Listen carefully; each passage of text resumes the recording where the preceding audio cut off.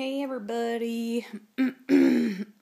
Okay, so this is surgery number 6 update. I'm 1 day shy of 2 weeks.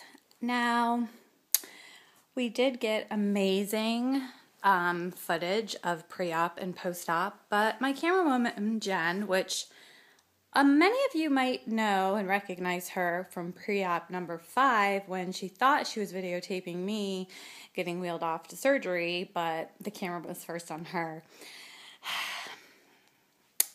So what we're going to do, because we think she had her hand over the microphone of her iPhone, when my daughter she's returning from college on May 12th, we're going to try to have her, she's a photographer and she's at the Art Institute and she's really good with that kind of stuff. We're going to hope that she can put this series of little mini videos into one. But Jen, I love you. But as Donald Trump would say, you're fired. So let me just kind of do a little recap. So we get there, Jen and I, and Dr. Duchek was like the first peep there. Normally it's like everybody else, but he was all raring to go, and he kind of like hung out, and he kept coming back, and lots of high fives, and it was funny because, when the anesthesiologist, like finally, when we were getting ready to be wheeled back, I'm like, me, that's why I love getting stuff caught on camera, because, I am not a comedian. I can't just it just doesn't, when I get into pre-op and in that surgery center, I become a whole different person. Okay, first of all, I put a Finding Nemo sticker on. Like I always tell you guys, when you get to the desk in the waiting room, get a sticker. I got Finding Nemo because I really thought for sure that Ellen was going to be back there. But you know what? Ellen's off finding Dory now, okay? It's all about Dory. So I'm over the whole Ellen thing because she's busy. Everybody's busy. So whatever, I had my Ellen sticker on. So then when Dr. Duchek came on, I was in my hot, smoking hot gown with the smoking hot surgery socks. And they're doing something new now.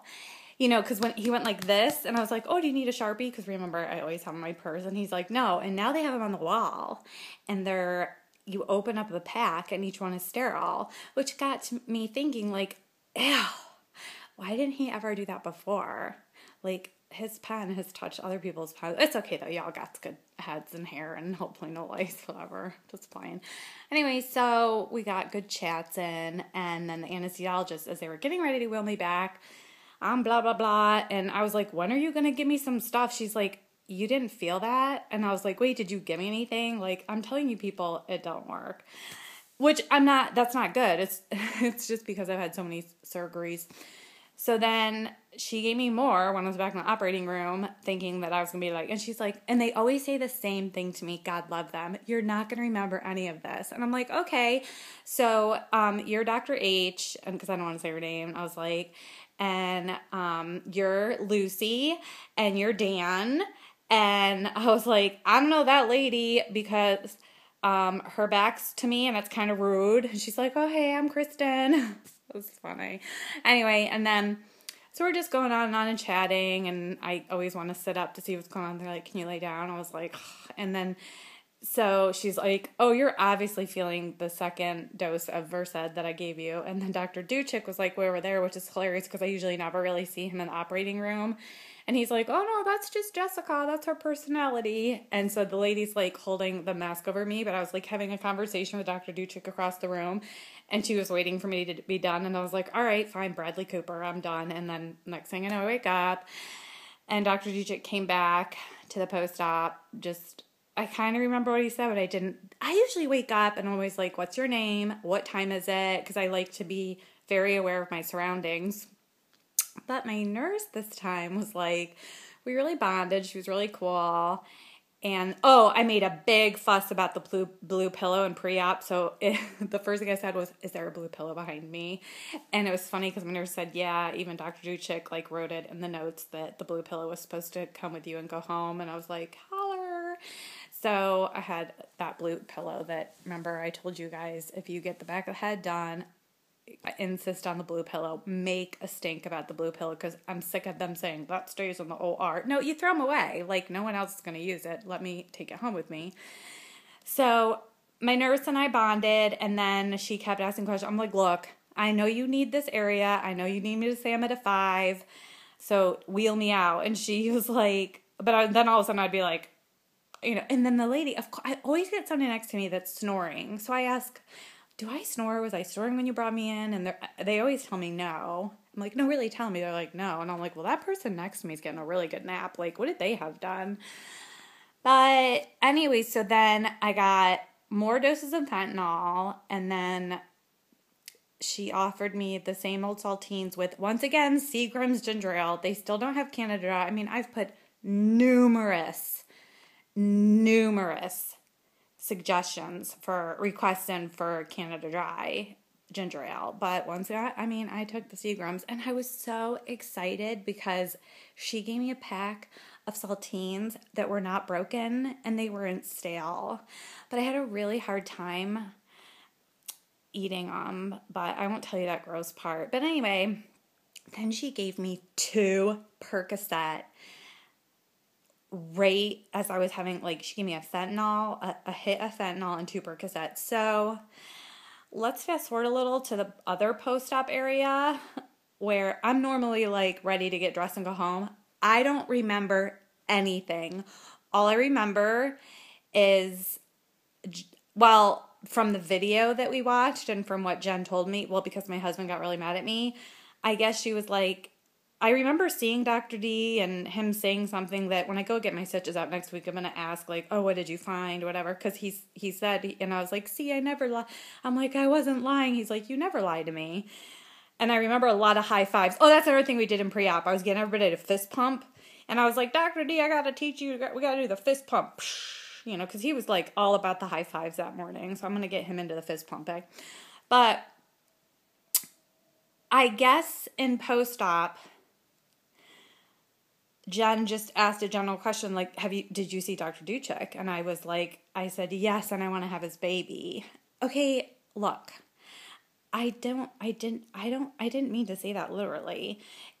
Jen broke it down perfectly, like, just perfect. Like, it was like somebody who is taking your pain away. I'll give you my firstborn, or, oh my God, I love you so much. She said that's how I said it. And my husband was sitting to the right of me. He made it there post-op. He didn't even make it there for when Dr. Duchek was giving his explanation, but because we had, like, a big leak and the plumbers were there in the morning. Who cares? But anyway, so he was apparently so upset because he thinks when people are drunk or under the influence that the truth comes out, okay? I don't know. It's not, whatever. And I guess I don't, whatever. I mean, but she said I was also, like, singing, and my voice was all raspy, and I told her that people from The Voice were coming with an invitation to the surgery center. So, I mean, hello, really? Come on. That's why we have to, like, get these videos together, because I always like to have apparently a fun time, but that has never happened to me in post-op. So my nurse, like I'm saying, she hooked a girl up.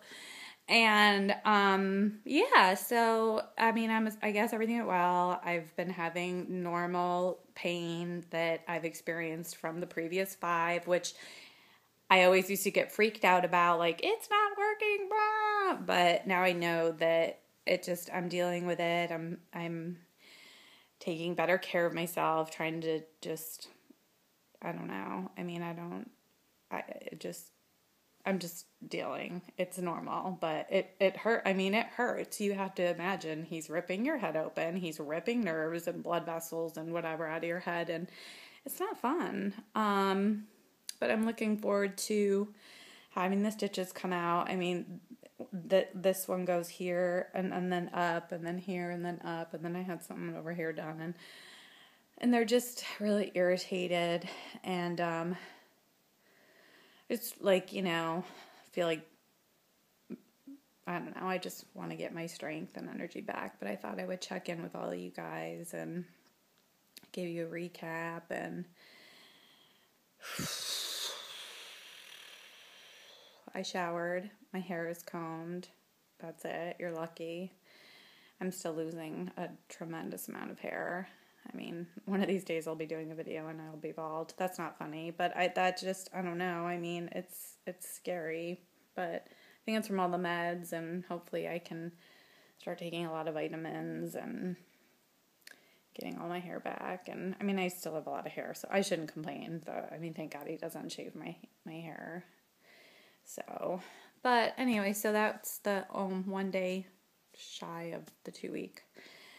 So, hope to be on soon, and I hope everybody's doing well. And once again, I am so grateful for Dr. Duchik and the staff at Georgetown for putting up with me and my cray antics.